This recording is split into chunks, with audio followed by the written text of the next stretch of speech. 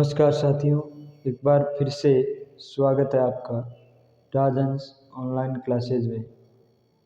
आज हम पढ़ने वाले हैं हिंदी ग्रामर का एक टॉपिक, सरल सा टॉपिक है संज्ञा। क्या पढ़ने वाले हैं? संज्ञा। इससे पहले दीपावली की आपको ढेर सारी शुभकामनाएं। दीपावली की राजहंस ऑनलाइन परिवार की ओर से दीपावली की आपको ढेर सारी शुभकामनाएं। तो देखो, संज्ञा क्या होती है? संज्ञा देखो, यानी कि जो आया है, आएगा, आने वाला है, कोई भी हो, चाहे वो संतान हो या फिर कोई भी हो, सबका नाम होता है। और वो नाम ही क्या है? संज्ञा है। सबसे बड़ी बात आपको क्या आना चाहिए? देखो,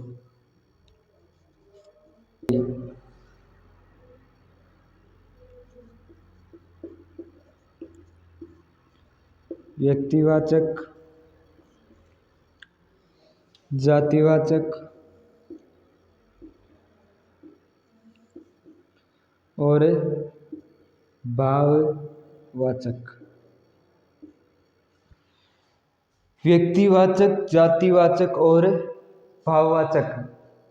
वाचक, जातिवाचक और भाववाचक। भाववाचक को एक बार साइड में छोड़ दो। सबसे पहले हम जातिवाचक और व्यक्तिवाचक के बारे में देखें। इन दोनों के बारे में अगर हमें देखना है तो सबसे पहले इन दोनों में हमें विभेद करना आना चाहिए। क्या आना चाहिए? विभेद करना जातिवाचक और व्यक्तिवाचक दोनों में आना हमें चाहिए। देखो, विभेद कैसे? यानी कि व्यक्ति क्या होगा? एक होगा और जातियां अनेक होगी। व्यक्ति एक और जाति अनेक। जातियां तो अनेक है, जातियों में 36 कौम है, यानी कि 36 जातियां हैं। हर जाति में अलग अलग पार्ट बने हुए हैं, अलग अलग जातियां हैं।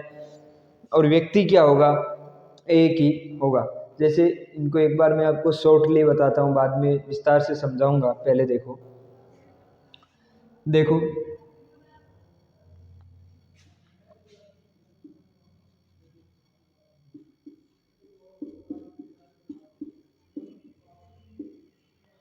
जातिवाचक और व्यक्तिवाचक।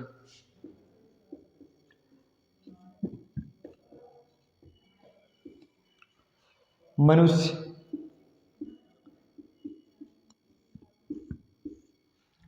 क्या? मनुष्य ही है सभी। मनुष्य तो एक जाति है जिसमें सभी मनुष्य आते हैं। हरामी भी आते हैं, सीधे साधे समझदार मनुष्य भी आते हैं, सब मनुष्य आते हैं। लेकिन कोई कहे राम, तो भाई राम तो क्या है? एक ही व्यक्ति है, राम एक ही। नदी बहुत है, नदी तो बहुत है। गंगा है, जमुना है, घाघरा है, गंडक है, कोसी है, महानदी है, यमुना है, बहुत बहुत नदियां हैं। अगर यदि कोई कहे सरस्वती नदी, क्या? सरस्वती नदी, तो भाई सरस्वती नदी तो एक ही, सरस्वती नदी तो एक ही है। ये क्या हो गई? व्यक्तिवाचक। राम एक है, राम क्या है? व्यक्तिवाचक है। अब कोई आपको कह दे पर्वत, पर्वत तो बहुत है, पर्वत एक थोड़ी है, पर्वत तो बहुत है। लेकिन कोई उसमें कह दे कि अरावली पर्वत, क्या कह दे? अरावली पर्वत, तो भाई अरावली पर्वत तो एक ही। या फिर कोई कह दे गंगा नदी, तो गंगा नदी तो एक ही है। नदी वाला उदाहरण मैं आपको बता चुका हूं आगे। या फिर कह दे रामायण, रामायण तो एक ही ग्रंथ है। या फिर कोई सीधा कहे पुस्तक, क्या कहे? पुस्तक, तो भाई पुस्तक तो बहुत है, ग्रंथ भी बहुत है। रामायण तो एक ही है, वो क्या हो गई? व्यक्तिवाचक। और पुस्तक बोल दे सीधा तो पुस्तकें तो क्या है, बहुत है, बाइबल है, रामायण है, महाभारत है, और भी बहुत पुस्तकें हैं। पुस्तकें तो क्या है, बहुत है।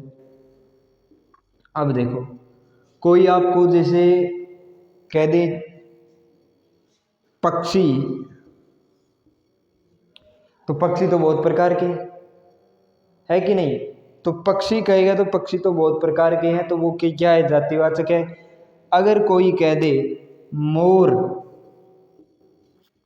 तो भाई मोर तो एक ही, मोर तो एक ही पक्षी है, या फिर अलग है, मोर में भी अलग पक्षी है।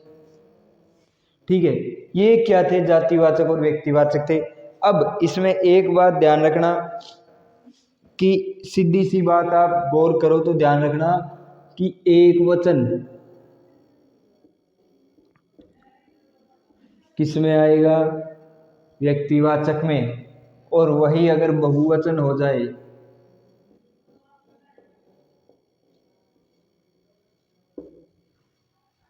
बहुवचन जैसे एक वचन देखो, राम एक क्या है, लड़का है, और दे दिया राम में संज्ञा बताओ, तो भाई व्यक्तिवाचक ही होगी, राम तो एक ही लड़का है।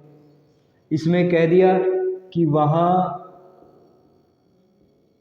लड़के खेल रहे, वहां लड़के खेल रहे, और लड़के की पूछ ली तो भाई लड़के तो जातिवाचक ही होगी, लड़के तो बहुत है, कौन से लड़के हैं, किसी का नाम हमें नहीं बताया गया, तो उसमें क्या होगी, व्यक्तिवाचक होगी।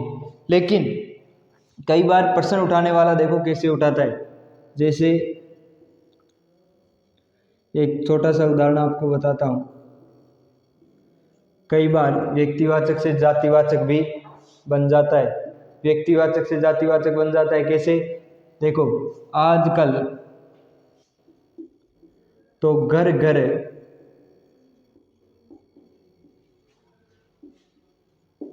रावण है, मैं इतने राम कहां से लाऊं,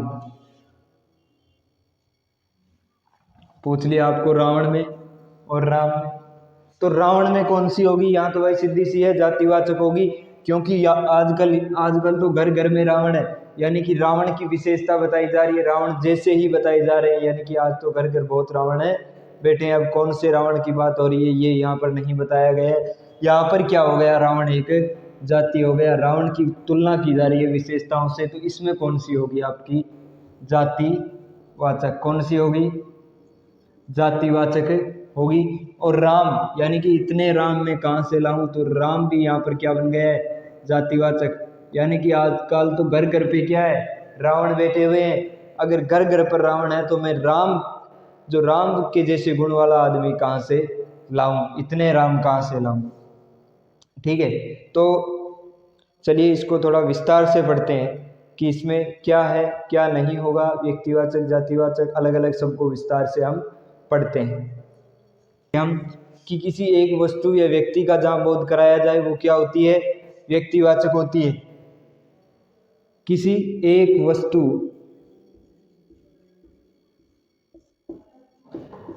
या व्यक्ति का बोध, ठीक है, उदाहरण देखो इसमें क्या क्या आता है, स्थान के नाम, व्यक्ति विशेष के नाम, नदियों के नाम।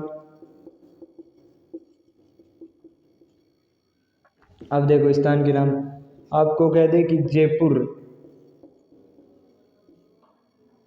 एक स्थान है, क्या है, जयपुर एक स्थान है। जैसे जयपुर में आपको बतानी है तो जयपुर में क्या है भाई, जयपुर तो एक ही है, हम घूमे फिरे, घूम फिर करके हम कहाँ आ गए, एक ही जगह पर वापस आ गए, वो क्या है, व्यक्तिवाचक, वो क्या है, व्यक्तिवाचक। एक बात याद रखना, मैं आपको दोबारा बता देता हूं कि जहां पर हम घूम फिर करके एक ही जगह पर आ जाएं उसे क्या कहा जाता है, व्यक्तिवाचक यानी कि व्यक्तिवाचक होगी, उसके जैसा कोई दूसरा ना हो। अभी प्रश्न आप पूछ लेते हो कि सर एक क्लास में मोहन कितने हैं? 4 मोहन है। तो क्लास में कहेगा मोहन भाई खड़ा हो मोहन, तो कौन सा मोहन खड़ा होगा? इसमें तो जातिवाचक हो गई, मोहन 4 हो गई। तो इसमें देखो यहीं पे मार्क आते हैं ज़्यादा। अब देखो 4 तो है, वहां तक तो ठीक है, लेकिन चारों के जो विशेषताएं हैं, चारों के जो गुण हैं, वो चारों के सेम थोड़ी है। चारों की गुण और विशेषताएं तो समान नहीं होगी, यानी कि एक मोहन में होगी, जैसे कि एक मोहन में हूँ और एक मोहन या दूसरा है, तो मेरे में जो विशेषताएं हैं वो उसमें नहीं है, और जो उसमें वो मुझ में नहीं है। इसलिए जिसको पुकारा जाएगा जिस काम के लिए वही खड़ा होगा। तो इसमें आप कहीं जातिवाचक मत कर देना, ये क्या होगा? व्यक्तिवाचक ही होगा। अब देखो जैसे बता देता हूँ, रामायण, क्या रामायण, तो रामायण एक ग्रंथ है जिसमें राम का क्या है? उल्लेख है, यानी कि राम की जीवनी। रामायण क्या है? एक ग्रंथ है। अब सीधा इसने ये कह दिया कि ग्रंथ, तो इसमें तो जातिवाचक हो जाएगी भाई। हमने घूमना चालू किया, घूम फिर के हम पहुंचे, ग्रंथ तो बहुत है, बाइबल है, रामायण है, महाभारत है, और भी बहुत है, तो भाई ग्रंथ तो क्या हो जाएगी? जातिवाचक हो जाएगी। लेकिन उसने हमें कह दिया रामायण एक क्या है? प्राचीन ग्रंथ है। और रामायण में पूछ लिया तो हम घूम फिर के वापस कहाँ आ गए? रामायण पर ही आ गए कि रामायण जो ग्रंथ है वो क्या है? एक ही ग्रंथ है, रामायण दूसरा ग्रंथ नहीं है। तो रामायण में क्या हो गई ये? अब देखो जैसे गंगा नदी,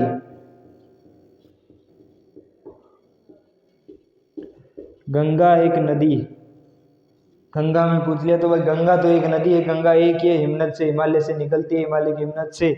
और गंगा क्या है? गंगा नदी एक ही है, गंगा 4-5 थोड़ी है, अनेक गंगाएं थोड़ी।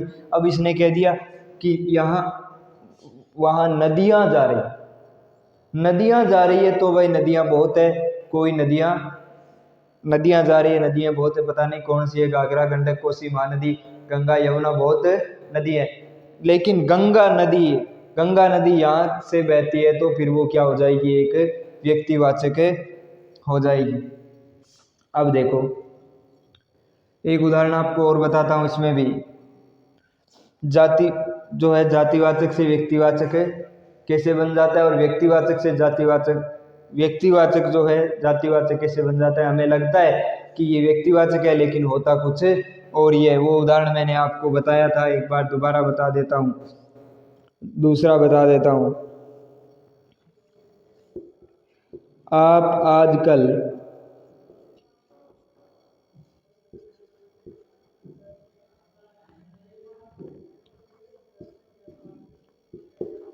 कुंभकर्ण की तरह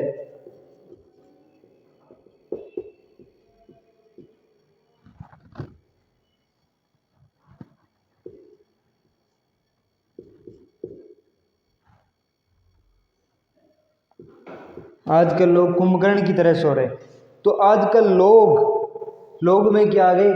सभी आ गए। और कुंभकर्ण यहाँ पर अगर आपको अंडरलाइन दे दी और पूछ लिया कि कुंभकर्ण में कौन सी संज्ञा है, तो यहाँ आप क्या बताओगे? यहाँ आपको जातिवाचक ही बतानी पड़ेगी। कौन सी बतानी पड़ेगी? जातिवाचक ही बतानी पड़ेगी, क्योंकि यहाँ पर कुंभकर्ण की विशेषता, यानी कि कुंभकर्ण की तरह जिस प्रकार कुंभकर्ण सोता था उसी प्रकार आजकल लोग सो रहे हैं। तो ये क्या होगा? यहाँ पर ये व्यक्तिवाचक नहीं रहेगी, यहाँ पर क्या बन जाएगी? जातिवाचक। हालांकि कुंभकर्ण एक वचन है, फिर भी क्या बन जाएगी? जातिवाचक बने जाएगी। अगला देखो, जातिवाचक व्यक्तिवाचक आपको समझ आ गया होगा। अब अपन अगला टॉपिक उठाते हैं, क्या? भाववाचक। क्या उठाते हैं? भाववाचक संज्ञा। अगला टॉपिक क्या उठाएंगे? भाववाचक संज्ञा। भाववाचक में देखो कि ऐसी वस्तुएं जिन्हें महसूस किया जा सकता है वो किस में आती है भाववाचक में, जैसे मित्रता। मित्रता है तो भाई मित्रता को हम महसूस कर सकते हैं, न कि हम देख सकते छू सकते कि हाँ इन दोनों में गहरी मित्रता है, छू थोड़ी सकते हैं, मित्रता को महसूस कर सकते हैं। प्यार, प्यार को महसूस कर सकते हैं या फिर प्यार को छू सकते हैं, गोद में थोड़ी उठा सकते हैं, प्यार को महसूस ही तो कर सकते हैं कि हम इससे प्यार करते हैं, मम्मी पापा से, बहन भाई जो भी है इससे प्यार करते हैं। प्यार को क्या किया जा सकता है, महसूस किया जा सकता है। यानी कि जिन वस्तुओं को या जिन ऐसी वस्तुएं या ऐसी कोई जो भी हो उनको महसूस किया जा सके उन्हें, वो किस में आती है, भाववाचक संज्ञा में आती है। अब देखो मार कहाँ खा जाते हो, जातिवाचक से भाववाचक कैसे बन जाती है, जातिवाचक से भाववाचक कैसे बनेगी। मित्र, मित्र क्या है, जातिवाचक है, क्योंकि मित्र तो बहुत होते हैं, पता नहीं कौन सा किसका मित्र है। मनुष्य, लड़का, वकील, मर्द। इसमें देखो मित्र का भाववाचक बनाओगे तो क्या बन जाएगा, मित्रता, और मनुष्य का मनुष्यता या मानवता,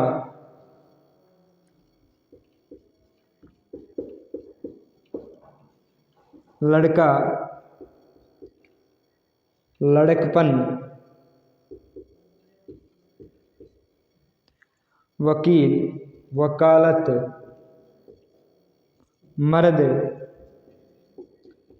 मर्दानगी। ये सब क्या है, भाववाचक है। लड़कपन, लड़के का जो लड़कपन है वो क्या होता है, अभी बताता हूँ आपको। लड़कपन बचपन में खोया, जवानी में भर नींद सोया, देख बुढ़ापे को रोया। तो यानी कि जो लड़कपन है उसे हम छू नहीं सकते, हमारा जो बचपन है, बचपना जो है लड़कपन, यानी कि आज कोई बूढ़ा आदमी है, जो व्यक्ति है वो अगर बुढ़ापे में बचपन जैसी हरकतें करने लग जाए तो उसे बचपना ही कहेंगे, यानी कि वो महसूस कर रहा है कि वो आज भी क्या है, बचपन में जी रहा है। कहा भी जाता है कि उम्र 55 की और दिल बचपन का। तो इसे क्या है कि हम महसूस कर सकते हैं, ना कि देख सकते और ना छू सकते। गुरु, अब एक शब्द आया गुरु। गुरु क्या है, व्यक्तिवाचक है या फिर जातिवाचक है या फिर भाववाचक है। गुरु कौन सा शब्द होगा, व्यक्तिवाचक होगा या भाववाचक होगा, बताओ। तो देखो भाई गुरु जो है वो क्या है, जातिवाचक शब्द है, यानी कि गुरु में वो सभी गुरु आ जाते हैं जो एकदम सीधे साधे होते हैं, समझा बुझाकर प्यार से पढ़ाने वाले भी आ जाते हैं, हरामी गुरु भी आ जाते हैं, और जो कूट कूट के पढ़ाते हैं वो गुरु भी इसमें आ जाते हैं। अब गुरु का जातिवाचक शब्द है, गुरु का भाववाचक करेंगे तो क्या होगा, गुरुत्व। क्या होगा, गुरुत्व। क्या होगा, गुरुत्व। अब ये तो हमने पढ़ ली।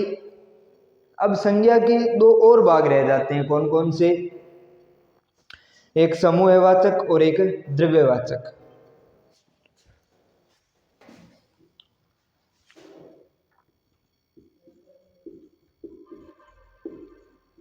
एक द्रव्यवाचक और दूसरा समूहवाचक।